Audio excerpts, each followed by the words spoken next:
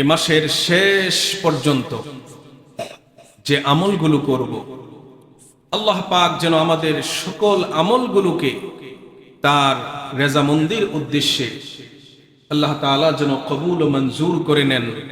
এজন্য আমরা সকলে আল্লাহ তাআলার কাছে কায়মা মানবতকে বলি আল্লাহুম্মা আমিন। আল্লাহ তাআলা আমাদের রোজা, আমাদের নামাজ, আমাদের জিকির আজকার, আমাদের দান সাদাকা এবং অন্যান্য সকল ইবাদত সমূহকে আল্লাহ তাআলা কবুল করে নিন। আবারও বলছি আমিন। সুপ্রিয় উপস্থিতি, রহমত, বরকত ও মাগফিরাত এবং ইবাদতের বসন্তকাল শাহরু রমাদান, এই রমাদান মাস উপলক্ষে আপনাদের সকলকেই অভিনন্দন এবং শুভেচ্ছা জানিয়ে আজকের আলোচনা শুরু করছি। আজকে আমরা আলোচনা শুনব পবিত্র মাহে রমাদান এবং সিয়াম এর ফজিলত, গুরুত্ব এবং এর তাৎপর্য নিয়ে। আল্লাহ তাআলা আমাদেরকে বোঝা এবং আমল করার তৌফিক এনায়েত করুন। সকলে বলছি আমিন। সুপ্রিয় উপস্থিতি, যে জিনিস যত বেশি দামি, সে জিনিসটাকে মানুষ স্বাভাবিকভাবেই বেশি সংরক্ষণ করে, হেফাজতে রাখে, যেন হারিয়ে না যায়, যেন এটা ক্ষতিগ্রস্ত না হয়, আবার এটা যেন চোরের হাতে না যায়। আমাদের জানা উচিত যে এই রোজা আল্লাহ তাআলার কাছে খুব প্রিয় একটি ইবাদত। আল্লাহ তাআলার কাছে এটা অনেক দামি একটি জিনিস। কত দামি আমরা আজকের আলোচনার মাধ্যমে এটা জানতে পারবো ইনশাআল্লাহ। আমরা স্বভাবত বলি রোজা। এই রোজা শব্দটা মূলত এটা কোনো ইসলামী পরিভাষা নয়, এটা একটা ফার্সি শব্দ। এর কোরআন এবং সুন্নাহ সম্মত পরিভাষা হচ্ছে সাওম, এর বহুবচন হচ্ছে সিয়াম। সাওম শব্দের অর্থ হচ্ছে আল ইমসাক ওয়াল ইমতিনা আনি শাই, অর্থাৎ এর অর্থ হচ্ছে কোনো কিছু থেকে নিজেকে বিরত রাখা, সংযত রাখা, সামনে আছে তারপরেও বৈধ, কিন্তু আল্লাহ পাকের ভয়ে সেদিকে হাত না বাড়ানো। এটা হচ্ছে সিয়াম শব্দের শাব্দিক অর্থ। আর ইসলামী পরিভাষায় সিয়াম বলা হয় আল্লাহ পাকের ইবাদতের উদ্দেশ্যে। আপনাদের দৃষ্টি আকর্ষণ করছি শব্দটার প্রতি, আল্লাহ পাকের ইবাদতের উদ্দেশ্যে। আল্লাহ পাকের ইবাদতের উদ্দেশ্যে সুবহে সাদেক থেকে সূর্যাস্ত পর্যন্ত সকল প্রকার পানাহার, যৌনক্রিয়া এবং রোজা নষ্টকারী যত কার্যকলাপ আছে, সমস্ত কার্যকলাপ থেকে বিরত থাকার নামই হচ্ছে সিয়াম। আমি আবারও বলছি, আল্লাহ পাকের ইবাদতের উদ্দেশ্যে। কেন বললাম আল্লাহ পাকের ইবাদতের উদ্দেশ্যে? তার কারণ রোজা এটা শুধু একটি ইবাদতই নয়, এই রোজার মধ্যে রয়েছে তিন ধরনের উপকারিতা। একটা উপকারিতা হচ্ছে মানসিক, আর একটা উপকারিতা হচ্ছে শারীরিক, এর আর একটা উপকারিতা হচ্ছে সামাজিক। এই তিন দিক থেকেই রোজা খুবই উপকারী একটি ইবাদত। এবং রোজা যে মানুষের শরীরের জন্য খুবই উপকারী এবং এটা এক ধরনের চিকিৎসা, এর উপরে গবেষণা করে জাপানের একজন চিকিৎসা বিজ্ঞানী নোবেল পুরস্কার জয় করেছেন। সুবহানাল্লাহ বলবো না? রোজা আমাদের গবেষণা করেছে একজন মুসলিম, পুরস্কার পেয়েছে কি? নোবেল। এই জন্যই অনেক ডাক্তাররা, চিকিৎসকরা এখন তাদের রোগীদেরকে ফাস্টিং এর কথা বলেন। তারা রোজা রাখার কথা বলেন। পৃথিবীতে এমন কোন ধর্ম নাই যে ধর্মের মধ্যে রোজার প্রচলন ছিল না, এমন কোন ধর্ম নাই। আপনি হিন্দু ভাইদেরকে জিজ্ঞেস করে দেখুন, তাদের কাছেও রোজা আছে, এটার নাম হচ্ছে উপবাস। নাম কি? উপবাস। সুতরাং কোন ব্যক্তি যদি চিকিৎসার নিয়তে রোজা রাখে, তার নিয়ত হলো চিকিৎসা, তাহলে এটা কি আল্লাহর রেজামন্দের উদ্দেশ্যে হবে? হবে না। এজন্যই প্রথম কথা, আল্লাহ রাব্বুল আলামিনের ইবাদতের উদ্দেশ্যে সুবহে সাদিক থেকে নিয়ে সূর্যাস্ত পর্যন্ত সকল প্রকার পানাহার, যৌন ক্রিয়া এবং রোজা বিনষ্টকারী সকল প্রকার কার্যকলাপ থেকে একনিষ্ঠতার সাথে বিরত থাকার নাম সিয়াম। সুপ্রিয় উপস্থিতি, ইসলাম যে 5টি বুনিয়াদের উপরে প্রতিষ্ঠিত, এই 5টি বুনিয়াদ ছাড়া একজন মুসলমানকে মুসলমান বলে স্বীকৃতি দেওয়া যায় না। 5টি বুনিয়াদের উপরে ইসলাম নামক সুরম্য অট্টালিকা প্রতিষ্ঠিত। এর কোনো একটাকে কোনো মুসলমান যদি জেনে বুঝে অস্বীকার করে, প্রয়োজন মনে না করে, মুসলমান থাকবে? কি বলেন, থাকবে? বাংলাদেশে এমন মানুষও আছে যারা বলে, আমার পকেটে টাকা আছে, আমার খাবার ব্যবস্থা আছে, আমি রোজা রাখবো কেন? নাউজুবিল্লাহ বলবেন না? সে কি মুসলমান? মুসলমানের খাতায় তার নাম নাই। এই 5টি বুনিয়াদের অন্যতম হচ্ছে কালিমা, ঈমান, আর দ্বিতীয় হলো, বলেন তো কি দ্বিতীয়? কি? সালাত। দ্বিতীয় কি? সালাত। 3 নাম্বার আমি আপনাদের কাছ থেকে শুনতে চাচ্ছি, 3 নাম্বার যাকাত। বুঝে বলবেন, কারণ গত বছর আলোচনা করেছি। আমরা এটা বলি কালিমা, নামাজ, রোজা। না, কালিমা, নামাজ, তারপরে কি? যাকাত। আল্লাহ পাক কোরআনে কারীমে নামাজের কথা এবং যাকাতের কথা একসাথে 32টি জায়গায় বলেছে। চতুর্থ যে বুনিয়াদ, সেই বুনিয়াদের নাম হচ্ছে সিয়াম। বুনিয়াদের নাম কি? সিয়াম। এই সিয়াম আল্লাহ তাআলা মুসলমানদের উপরে ফরজ করে মুসলমানদেরকে কষ্ট দিতে চান না।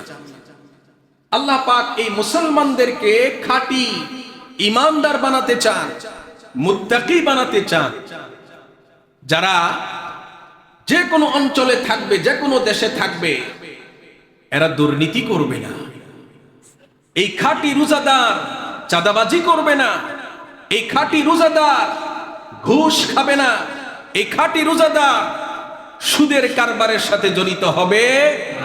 এই খাঁটি রোজাদার, যে ব্যক্তি আল্লাহর ভয়ে হালাল জিনিসকে ছেড়ে দিচ্ছে, সে তো রমজানের পরে হারাম জিনিসের দিকে হাত বাড়াবে না, মানুষের উপরে জুলুম করবে না, ফাইল আটকে রেখে মানুষকে কষ্ট দিবে না।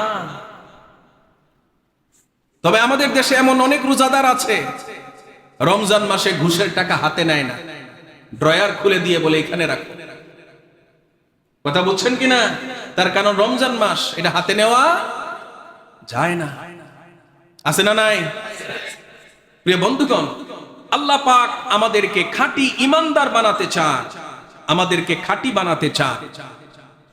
এজন্য এই ইবাদত অনেক দামি, এই ইবাদতের ফজিলত রয়েছে।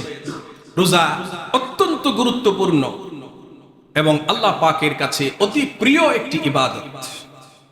মহান আল্লাহ রাব্বুল আলামিনের প্রতি এবং অদৃশ্যের যাবতীয় যে বিষয় আছে, সকল বিষয়ের প্রতি ঈমানের চরম বহিঃপ্রকাশ হচ্ছে রোজা। আল্লাহ পাকের উপরে, তার অস্তিত্ব এবং একত্ববাদের উপরে আমরা ঈমান এনেছি। আমরা কি আল্লাহ পাককে দেখেছি? এই দুনিয়াতে আল্লাহ পাককে, আপনার আমার যে দুটো চোখ আছে, নয়ন আছে, এগুলো দিয়ে আল্লাহ পাককে কি দেখা সম্ভব?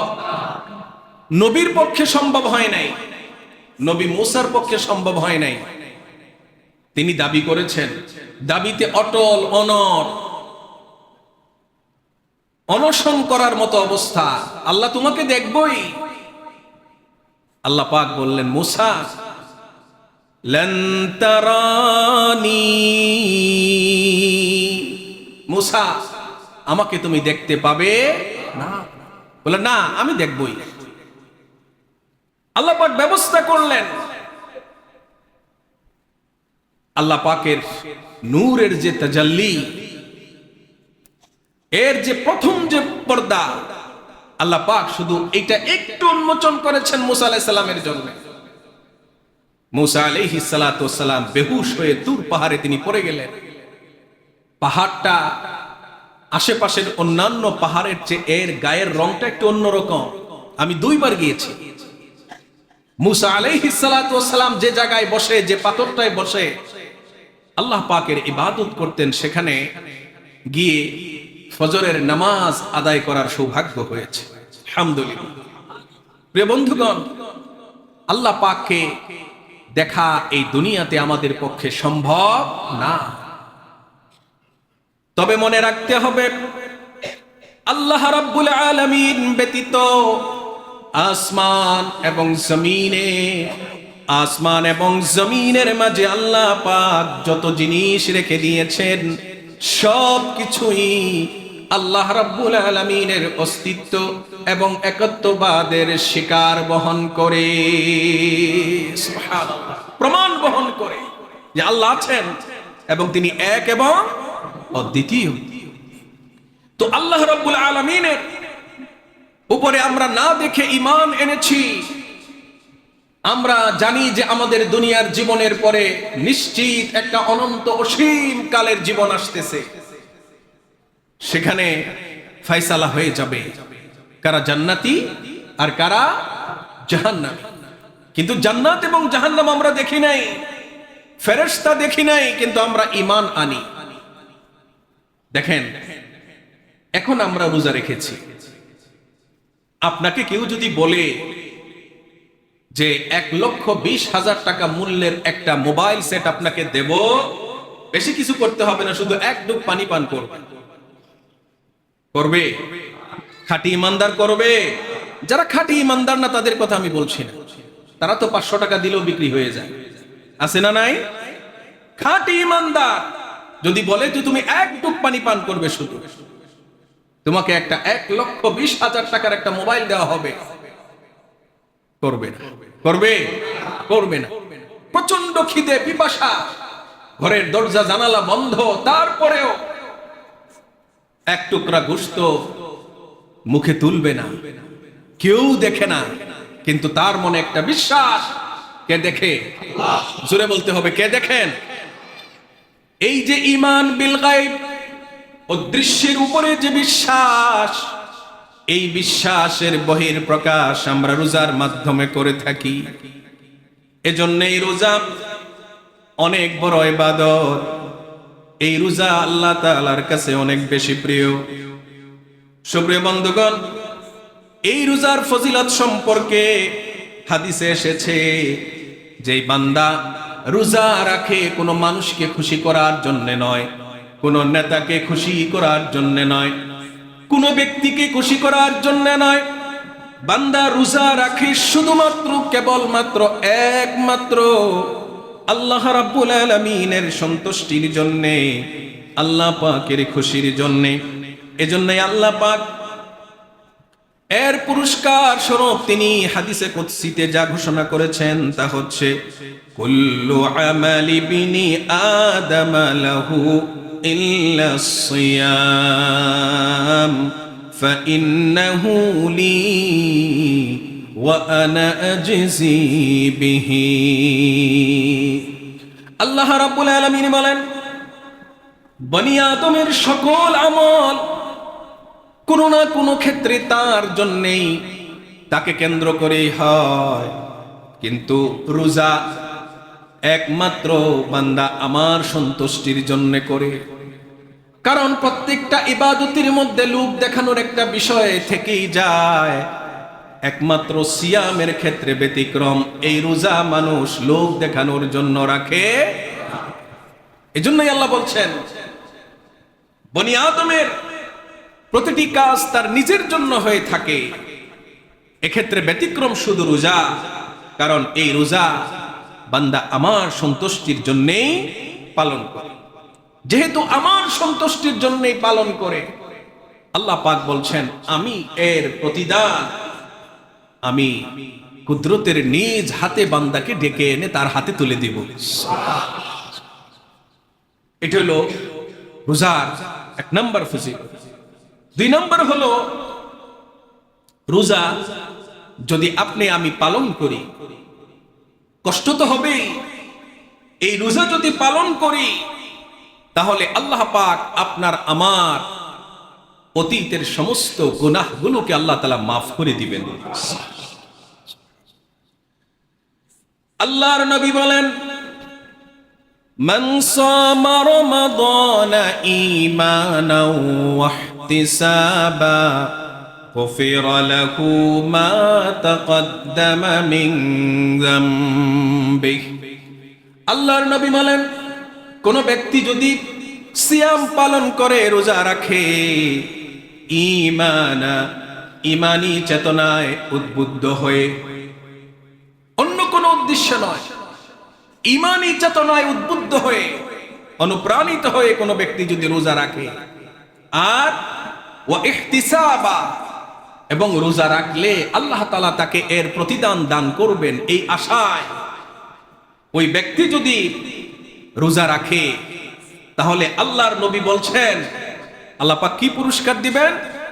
সকলেই আমরা এটা কামনা করি যে গুনাহ তো হয়ে গিয়েছে, গুনাহ করে ফেলেছি, কিন্তু এই গুনার উপরে আমরা স্থিতিশীল থাকতে চাই না।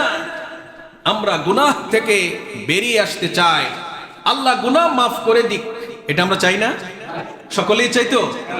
আল্লাহ পাক বলছেন রোজা রাখো ইমানি চেতনায় উদ্বুদ্ধ হয়ে, আর আমার কাছ থেকে পুরস্কারের আশায় আমি তোমাদের অতীত জীবনের গুনাহগুলোকে মাফ করে দিব।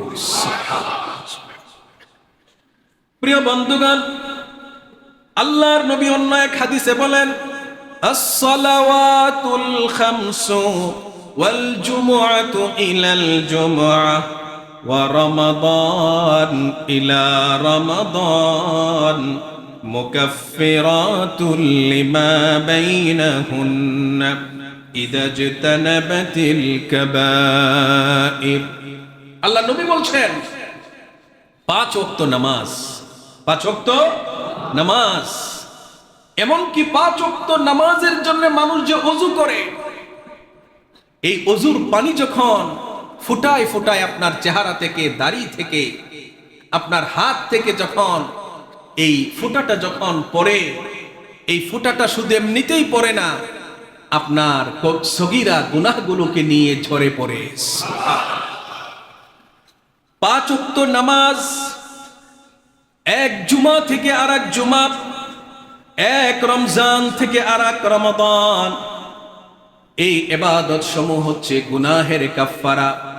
আল্লাহ রাব্বুল আলামিন এর মাধ্যমে বান্দার গুনাহগুলোকে ক্ষমা করে দেন।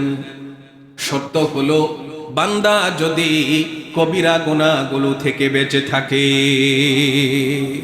কবিরা গুনাহগুলো থেকে যদি আপনি বেঁচে থাকেন, আর যদি ইস্তিগফার করার সময় না পান, আল্লাহ নবী বলছেন 5 ওয়াক্ত নামাজ এক জুমা থেকে আরেক জুমা, এক রমাদান থেকে আরেক রমাদান, এগুলো ইবাদতগুলো গুনাহের কাফফারা হয়ে যাবে। সুবহানাল্লাহ বলেন।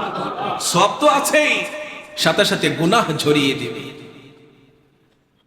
প্রিয় বন্ধুগণ,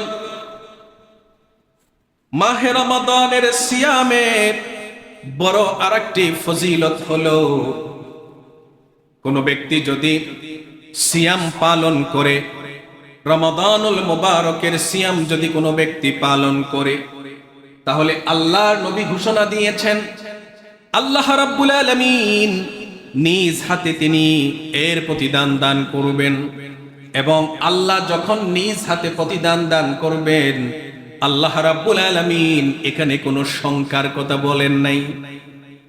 আল্লাহ রাব্বুল আলামিন ওই ব্যক্তিকে বিলা হিসাব, অসংখ্য অগণিত সওয়াব আল্লাহ পাক দান করবেন। সুবহানাল্লাহ। হাদিসে এসেছে কুল্লু আমাল ইবনে আদম ইউদাআফুল হাসানাতু বিআশরি আমসালিহা ইলা 700 দিফ। قال الله عز وجل إلا الصوم فإنه لي وأنا أجزي به। বনি আদমের প্রত্যেকটা নেক আমলের প্রতিদান আল্লাহ রাব্বুল আলামিন 10 গুণ থেকে 700 গুণ পর্যন্ত আল্লাহ তাআলা বাড়িয়ে দিয়ে তা তিনি কবুল করে নেন। কয় গুণ থেকে? আপনারা কি আছেন আমার সাথে?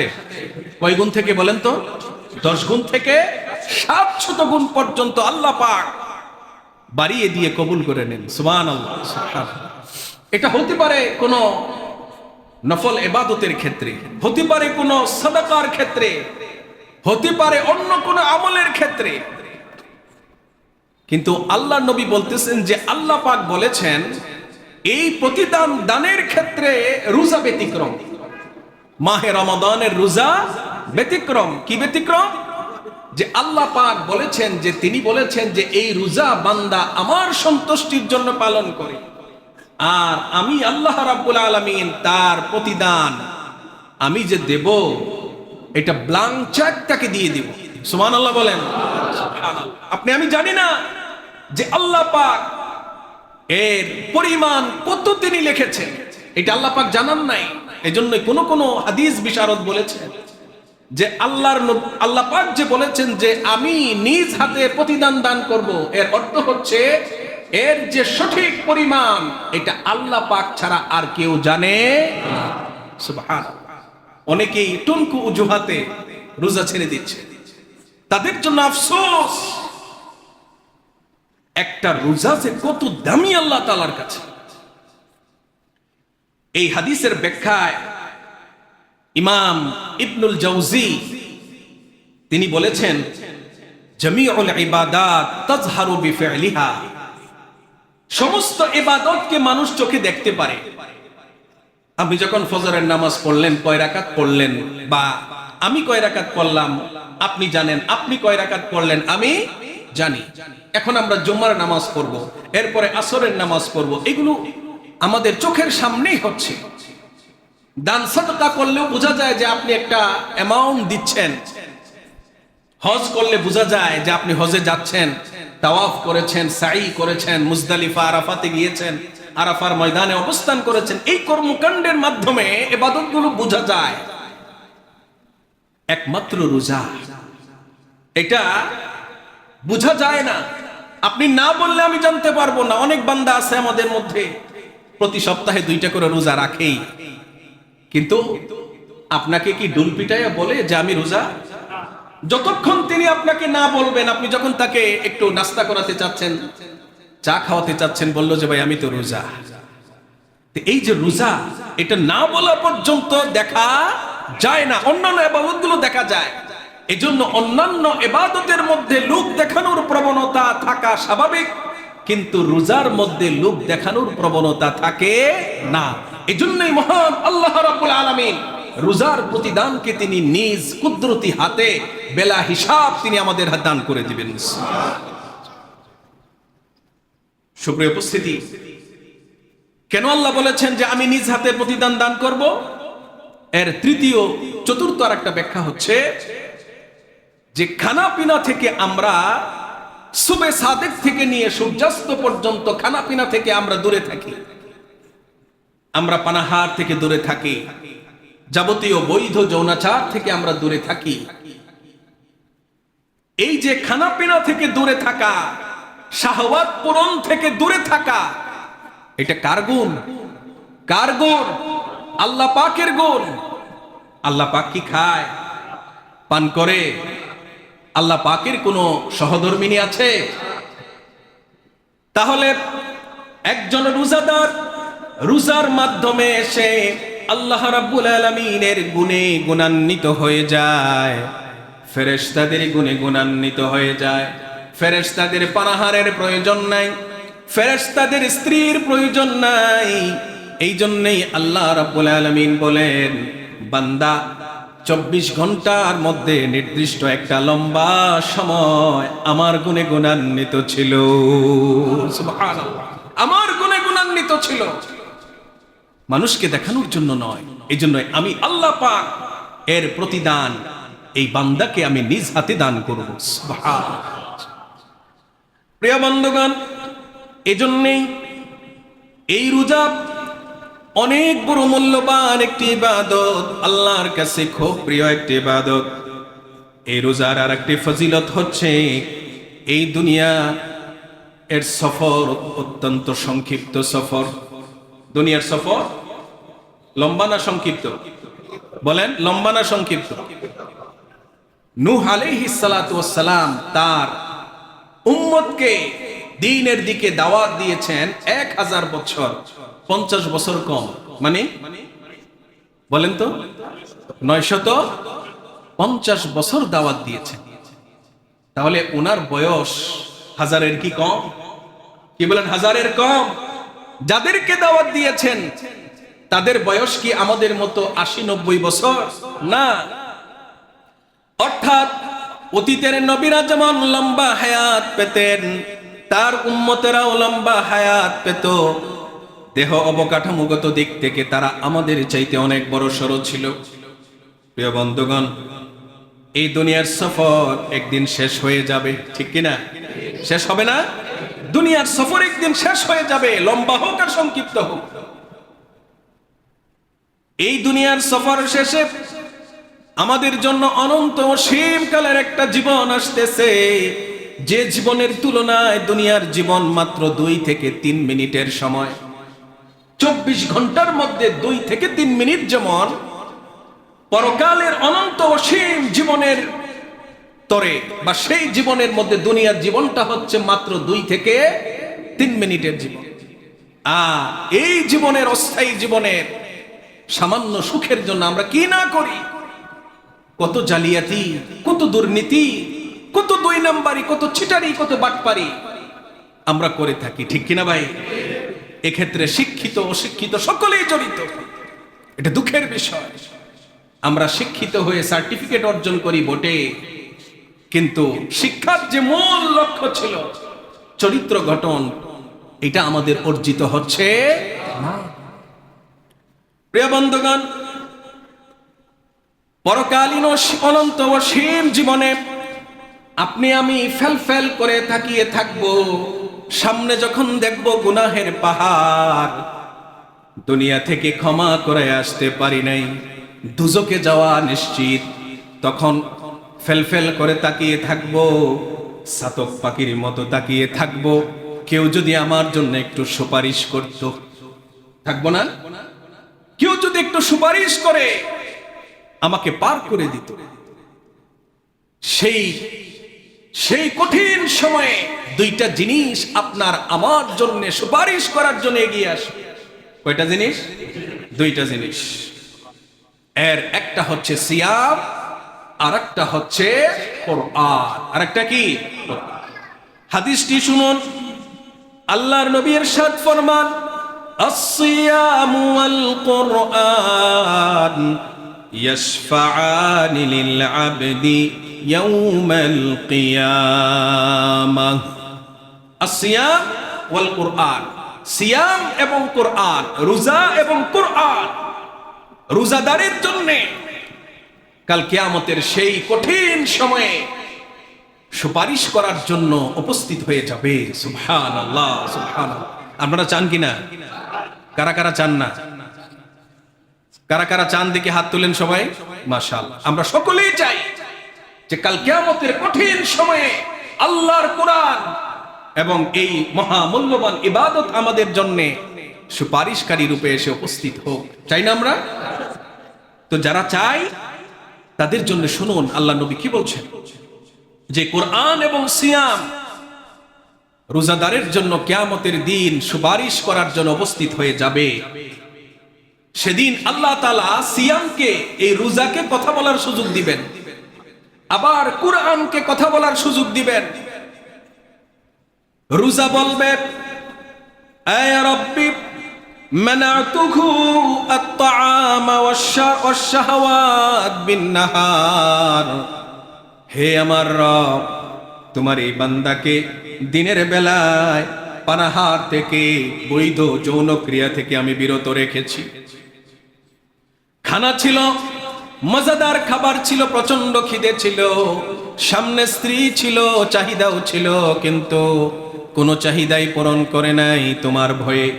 সুতরাং আমি সাক্ষী দিচ্ছি, সুপারিশ করছি, তুমি এই বান্দাকে মাফ করে দিয়ে জান্নাতের হকদার বানায়া দাও।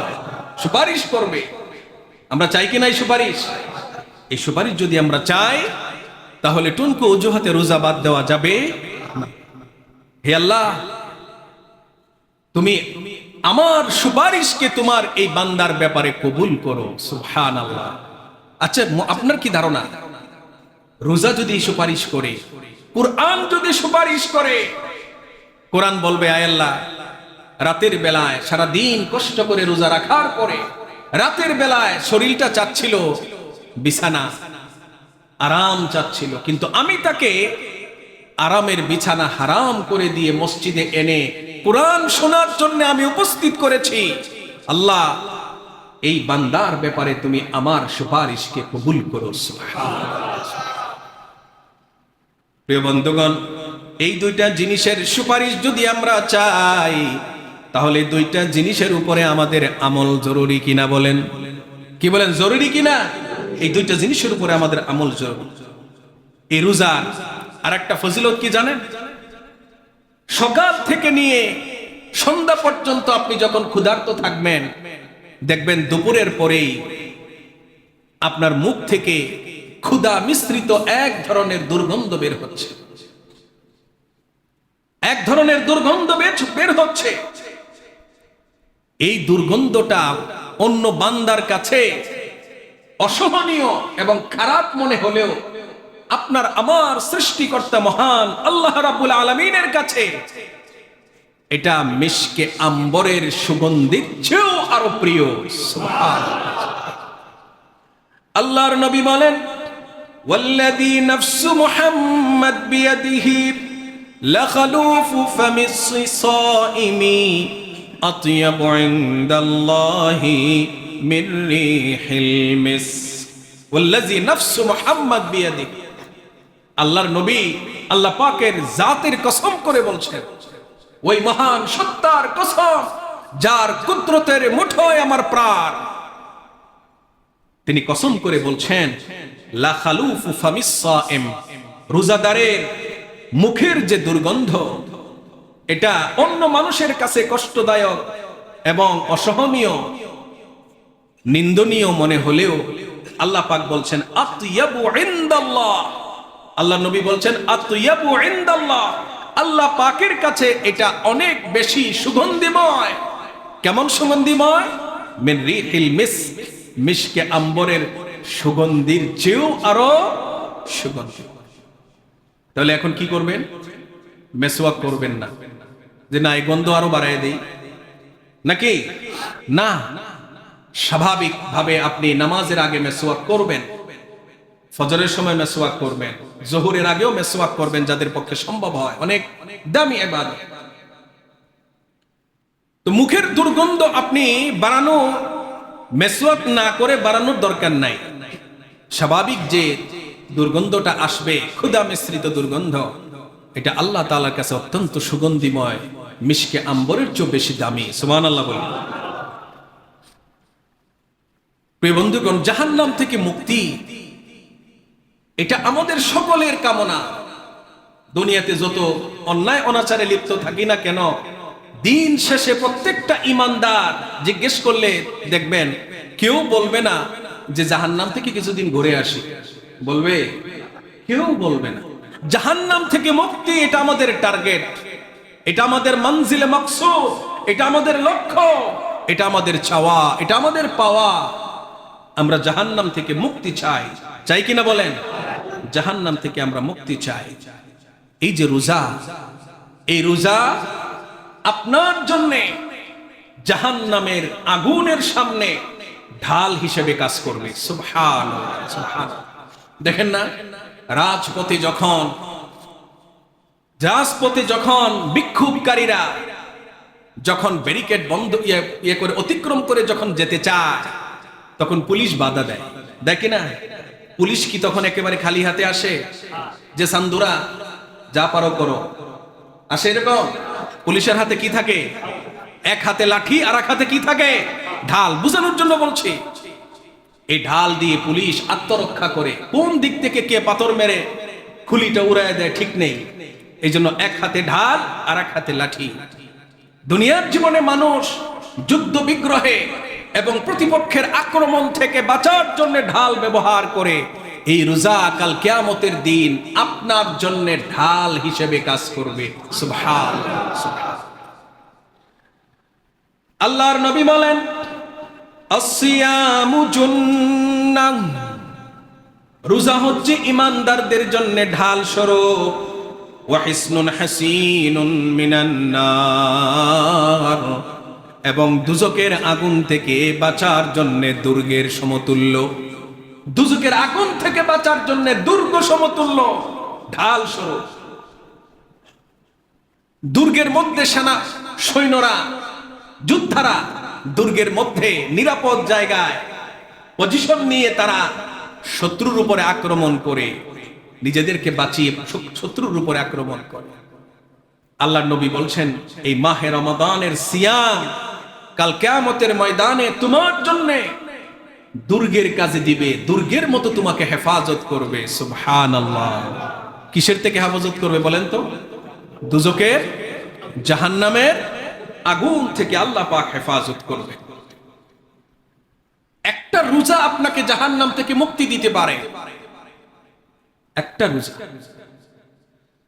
আল্লাহর নবী বলেন, মান সামা ইয়াওমান, যে ব্যক্তি একটা রোজা পালন করলো, একদিন রোজা রাখলো, এর মানে অন্য দিন রোজা ছেড়ে দিবে এই কথা বলা হচ্ছে না।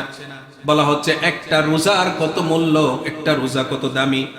যে ব্যক্তি একদিন রোজা রাখলো আল্লাহর সন্তুষ্টির জন্যে, আল্লাহ পাক ওই ব্যক্তিকে জাহান্নামের আগুন থেকে এতটুকু দূরে সরিয়ে রাখবেন, এতটুকু দূরে সরিয়ে দিবেন যে পথটুকু অতিক্রম করলে 70 বছর সময় লাগে। এখান থেকে সৌদি আরব যাবেন 5 থেকে 6 ঘন্টায় পৌঁছে যাবেন, 7 ঘন্টায় পৌঁছে যাবেন। তাহলে চিন্তা করেন, 70 বছর সময় লাগে যে দূরত্বে যেতে, সেই পরিমাণ দূরত্ব আল্লাহ পাক সৃষ্টি করে দিবেন আপনার এবং জাহান্নামের মধ্যে। সুবহানাল্লাহ, সুবহানাল্লাহ। প্রিয় বন্ধুগণ, আজকে যে আলোচনাগুলো শুনছেন, সে আলোচনাগুলো বাসায় গিয়ে, বাড়িতে গিয়ে আপনার স্ত্রী সন্তানদেরকে আপনারা শোনাবেন। পারবেন না ইনশাআল্লাহ? কি বলেন, পারবেন কিনা? ইনশাআল্লাহ। প্রিয় বন্ধুগণ, এই রোজার আরেকটা ফজিলত হচ্ছে যে এই রোজা আপনাকে জান্নাতে যাওয়ার যে পথ, সেই পথটাকে কণ্টকাকীর্ণ মুক্ত করে দিবে, সেই পথটাকে মসৃণ করে দিবে, সেই পথটাকে সহজ করে দিবে। সুবহানাল্লাহ। আচ্ছা, আপনি আমার ভিতরে যদি এই অনুভূতি আসে যে 5 ওয়াক্ত নামাজ জামাতের সাথে পড়ি, হজ করেছি, যাকাতও দেই, আমাকে আর ঠেকায় কে? এখন মরলেই আমি কোথায় চলে যাব? জান্নাত। এরকম ধারণা কি হয়? যদি হয় তাহলে আপনি বুকার রাজ্যে বসবাস করছেন। আপনার এই আমল হচ্ছে ওসিলা। যদি আল্লাহ তাআলা আপনাকে ঠেকিয়ে দেন, একটা কথার উপরে ঠেকিয়ে দিতে পারেন। রোগ হলেই আমরা বলি, আহা রাত্রে দুধটা আমার জন্য না খাওয়া উচিত ছিল, দুধ খাইছি বলেই সকালবেলায় ডায়রিয়া শুরু হয়েছে। দুধের মধ্যে কি সেই ক্ষমতা আছে কাউকে রোগী বানানো? রোগ দেয় কে? আবার বলে শিফা দেন কে? আল্লাহ পাক। আল্লাহ যদি বলে, বান্দা তোমার তো ঈমান ছিল দুধের উপরে, ঈমান তো আমার উপরে ছিল না। মিন খাইরিহি ওয়া শাররিহি মিনাল্লাহি তাআলা। ঈমান আনছেন এই কথা বলে, ভালো মন্দ যা হয় কার পক্ষ থেকে হয়? আল্লাহর পক্ষ থেকে। আর কিছু থেকে কিছু হলে বলে অমুকটার জন্য অমুকটা হয়েছে, ঠেকায় দিতে পারেন। অসম্ভব কিছু না। দুনিয়াতে কত লেনদেন করছি আমরা। একজন যে আমার কাছে 100 টাকা পাইতো আমি ভুলে গিয়েছি, 50 টাকা পাইতো আমি ভুলে গিয়েছি। বাসে উঠছি কিন্তু তাড়াহুড়া করে নেমে গিয়েছি, বাসওয়ালাও জিজ্ঞেস করে নাই, আপনিও ভাড়া দেন নাই, মারা গেছে। আল্লাহ যদি বলে বান্দার হক নষ্ট করে আসছো, তোমার সব কিছু আছে, কিন্তু ওই বান্দা যদি মাফ না করে, আমি তোমাকে সেফ এক্সিট দিব না। এজন্যই ভাইয়েরা আমার, কোন বান্দা যদি রোজা পালন করে তাহলে জান্নাতে যাওয়ার পথ তার জন্য সুগম হয়ে যাবে, সহজ হয়ে যাবে। আল্লাহর নবী এই ইবাদতের ব্যাপারে আমাদেরকে নিশ্চয়তা দিয়েছেন। মাহে রমাদানের রোজার আরেকটা ফজিলত হলো, আমরা যখন দিন শেষে ইফতারকে সামনে নিয়ে যখন আমরা বসবো, তখন মাত্র আর 5 মিনিট, 6 মিনিট, 2 মিনিট, 1 মিনিট সময় বাকি। প্রচন্ড ক্ষুধা থাকার পরেও আমরা ইফতারের দিকে হাত বাড়াই না, শরবতটা টলটল করতেছে কিন্তু গ্লাসটা মুখে আনি না, ঠিক না? এটা আমরা আনি না, এটা করি না। তার কারণ আল্লাহ নিষেধ করেছেন, নির্ধারিত সময় অতিবাহিত না হওয়া পর্যন্ত এটা মুখের কাছেও নেওয়া যাবে না। এই যে সময়টা ইফতারের আগ মুহূর্ত, এই সময়টা অত্যন্ত দামি। এই সময়ের মধ্যে বান্দা হাত তুলে আল্লাহর কাছে দোয়া করে, যা চায় আল্লাহ পাক তা কবুল করে নেন। সুবহানাল্লাহ। এই জন্য ইফতারের আগে কেউ দোয়া করতে বলবেন না, ইফতারের আগে কেউ দোয়া করতে বলবেন না। পরিবারের সকলকে নিয়ে দোয়া করবেন। দোয়া করার জন্য কি মসজিদের ইমামের দরকার, খতিবের দরকার? আপনি বাংলায় দোয়া করবেন, খাঁটি বাংলায়, চট্টগ্রামের ভাষায় দোয়া করবেন। বুঝবে কে? কত জোরে বলেন, বুঝবে কে? সমস্ত ভাষা আল্লাহ পাকের দান। আপনি আপনার মায়ের ভাষায় আপনি দোয়া করবেন, পরিবারের সকলকে নিয়ে, সন্তানের জন্য, মা বাবার জন্য, নিজের জন্য, সবকিছুর জন্য দোয়া করবেন। ইফতারের সময় আল্লাহ পাকের কাছে দোয়ার মধ্যে একটা দোয়া করতে ভুলবেন না, আল্লাহুম্মা আজরিনি মিনান নার। অথবা সবাইকে নিয়ে বলবেন, আল্লাহুম্মা আজিরনা মিনান নার। রব, আমাদেরকে দুজকের আগুন থেকে মুক্তি দাও, আমাদেরকে দুজকের আগুন থেকে বাঁচাও। প্রিয় বন্ধুগণ, আল্লাহর নবী বলেন, ইন্না লিল্লাহি তাআলা ইনদা কুল্লি ফিতরিন উতাকা মিনান নার। ইফতারের সময়ে আল্লাহর নবী বলছেন, আল্লাহ পাক অসংখ্য অগণিত তার বান্দাদেরকে দুজকের আগুন থেকে তিনি মুক্তি দান করেন। সুবহানাল্লাহ। আবার আল্লাহ পাক প্রতি রাত্রেও তার অসংখ্য অগণিত বান্দাদেরকে দুজকের আগুন থেকে মুক্তি দান করেন। এই রোজা পালনকারীর জন্য রয়েছে 2টা আনন্দ ঘন মুহূর্ত। কয়টা মুহূর্ত? 2টা আনন্দ ঘন মুহূর্ত। একটা হচ্ছে তার ইফতারের সময়ে, লিসাইমি ফারহাতান। আল্লাহর নবী বলছেন, রোজাদারের, খাঁটি রোজাদারের আনন্দ ঘন 2টা মুহূর্ত আছে। একটা হচ্ছে বান্দা যখন ইফতার করে, সুবহানাল্লাহ। ইফতার করার সময় কেউ কি চেহারা মলিন করে রাখে? কি বলেন, রাখে? আবার রাখতেও পারে অনেকেই, চিন্তা করে সারাদিন খাইতে পারলাম না, প্রতিশোধটা এখন নেব। আছে না অনেকে এরকম? এমন খাওয়া খায়, এরপরে উঠতে আরেকজনের ঘাড়ে ইয়ে দিয়ে উঠতে হয়। আছে না এরকম? তারাবির নামাজে আসতে পারে না। রোজাদারের 2টা সময়ে আনন্দ ঘন মুহূর্ত, 2টা সময়। একটা হচ্ছে ইফতারের সময়, আর একটা হচ্ছে পরকালে। কখন? যখন সে আল্লাহ তাআলার সাথে সাক্ষাৎ করবে। সুবহানাল্লাহ। আল্লাহর সঙ্গে সাক্ষাৎ হোক, আমরা চাই কিনা? আল্লাহ কাছে চাই। এই রোজা মানুষকে অনিয়ন্ত্রিত যে যৌন ক্ষুধা, যে যৌন ক্ষুধার কারণে আমাদের দেশের নারীরা নিরাপদ নয়, যেখানে সেখানে ধর্ষণ হচ্ছে, পালাক্রমে ধর্ষণ করছে, কয় বাচ্চার মা, এটা বিবেচনায় আনার দরকার নাই, নারী হইলেই হলো। এটা কি 4 বছর না এটার বয়স 80 বছর? কি বলেন, এগুলো কি আমি কল্পনা থেকে বলছি? এগুলো আমাদের দেশের বাস্তব। এই রোজা অনিয়ন্ত্রিত যৌন ক্ষুধা থেকে মানুষকে নিবৃত করতে পারে। আল্লাহর নবী বিশেষ করে যুবকদেরকে অ্যাড্রেস করে বলছেন, ইয়া মাশারাশ শাবাব, হে যুবক শ্রেণী, যাদের মধ্যে যৌন ক্ষুধা লেলিহান আগুনের মতো জ্বলছে, মানিস্তাতা মিনকুমুল বাআতা ফালিয়াতাজাওয়াজ, এদিক সেদিক যায় না। তোমাদের কেউ যদি বৈবাহিক জীবনের খরচ নির্বাহ করার মতো কারো যদি এবিলিটি থাকে, তবে সে যেন বিয়ে করে নেয়, আমাদের দেশে প্রতিষ্ঠিত হওয়ার একটা দুঃস্বপ্ন মানুষের মধ্যে কাজ করে। প্রতিষ্ঠিত হতে হবে। প্রতিষ্ঠিত হতে হতে অনেকের বয়স 35 থেকে 40 এর কোটায় চলে যায়। এই দীর্ঘ সময় অবৈধভাবে যৌন ক্ষুধা যে সকল যুবকরা নিবৃত করে, তারা নিজেরা গুনাহগার হবে এবং তাদের অভিভাবকরাও গুনাহগার হবে। ঠিক কিনা? আমার উপরে রাগ করলেও আমি এই কথা বলবো, অভিভাবকরাও সেদিন আল্লাহর কাছে জবাবদিহি করতে হবে যথা সময়ে যুবকদেরকে বিয়ের ব্যবস্থা না করার কারণে। দুনিয়াতে কিসের এত প্রতিষ্ঠা? সকালে আপনি আসেন, দুপুরে থাকবেন, সন্ধ্যা পর্যন্ত থাকবেন, কোনো গ্যারান্টি আছে? কোনো গ্যারান্টি নেই। হে যুবকরা, তোমরা যারা সংসার পরিচালনা করার মতো ন্যূনতম এবিলিটি যারা আছে, সে যেন বিয়ে করে নেয়।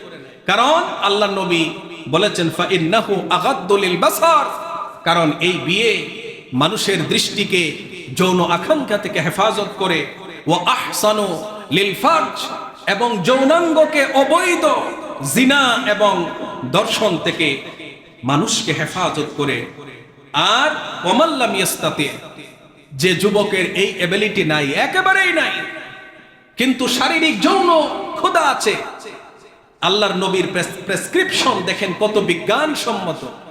আল্লাহর নবী বলছেন, ফাআলাইহি বিসসাওম, ওই যুবক যেন রোজা রাখে। কি রাখবে? রোজা রাখবে। শুধু মাহে রমাদানের না, সপ্তাহে 2টা, মাসে 3টা, প্রতি সপ্তাহে 2টা, আর মাসের 13, 14, 15 এই রোজাগুলো সে রাখবে। আল্লাহ পাক তাকে যৌন ক্ষুধা নিয়ন্ত্রণের বৈধ উপায় এই রোজার মাধ্যমে আল্লাহ তাআলা করে দিবেন। সুবহানাল্লাহ। সুপ্রিয় উপস্থিতি, আলোচনার শেষ পর্যায়ে আমরা এই রোজার ফজিলত সম্পর্কে আরেকটা কথা আমরা জানব। সেটা কি? কাল কিয়ামতের ময়দানে, যেহেতু প্রথমেই বলেছি যে এই রোজা আল্লাহর কাছে খুব দামি একটা ইবাদত, আল্লাহর খুব পছন্দনীয়, আল্লাহ নিজ হাতের পুরস্কার দিবেন। কিয়ামতের ময়দানে আল্লাহ পাক তার রোজাদার বান্দাদেরকে ডাকবেন, ডাক দিয়ে কি বলবেন? কোথায় আমার সন্তুষ্টির জন্য যারা রোজা রেখেছিলে, তোমরা কোথায়? সকলে আমরা উপস্থিত হয়ে যাব। আল্লাহর নবী বলেন, ইন্না ফিল জান্নাতি বাবান, জান্নাতের মধ্যে একটা গেট আছে, একটা দরজা আছে, ইউকালু লাহু আর-রায়্যান। এই গেটের নাম কি? রায়্যান। গেটের নাম কি? রায়্যান। এই গেটটা, এটা হচ্ছে স্পেশাল ভিআইপিদের জন্য। বিমানবন্দরে থাকে না প্রেসিডেন্ট, মন্ত্রী, তাদের জন্য একটা ভিআইপি গেট আছে। ওখান দিয়ে কি আপনি আমি যেতে পারবো?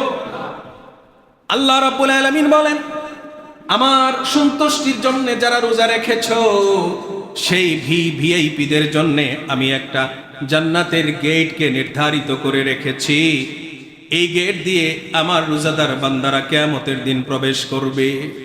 রোজাদাররা যখন এই গেট দিয়ে প্রবেশ করা শেষ হবে, তাদের গেটটা অটোমেটিক ক্লোজ হয়ে যাবে, বন্ধ হয়ে যাবে। আর কেউ এই গেট দিয়ে প্রবেশ করতে পারবে না। আল্লাহ পাক এই রোজা আমাদেরকে একমাত্র, কেবলমাত্র, শুধুমাত্র আল্লাহ পাকের সন্তুষ্টির জন্য রাখার তৌফিক দান করুন। সকলেই চিৎকার দিয়ে বলেন আল্লাহুম্মা আমিন। সুপ্রিয় উপস্থিতি, মাহে রমাদানে আমাদের অনেক ভুল ভ্রান্তি হয়। যেহেতু আজকে সময় নাই, বলতে পারছি না, অনেক ভুল ভ্রান্তি হয়, বিশেষ করে যারা বিভিন্ন চিকিৎসা সামগ্রী গ্রহণ করেন তাদের জন্য। আজকে দুয়ার পরে এবং সুন্নতের পরে আমি কিছুক্ষণ সময় আপনাদেরকে দেব। কারো যদি রোজা সম্পর্কে কোনো প্রশ্ন থাকে করবেন, অথবা কোন কোন কারণে রোজা ভঙ্গ হয়ে যায়, কি কি জিনিস ব্যবহার করলে রোজা ভঙ্গ হয় না, আবার কি কি জিনিস ব্যবহার করলে রোজা ভঙ্গ হয়ে যায়, আমরা এই ব্যাপারে একটু কথা বলবো ইনশাআল্লাহ। যাদের সময় আছে বসবেন, যারা সুন্নত পড়েন নাই সুন্নত আদায় করবেন।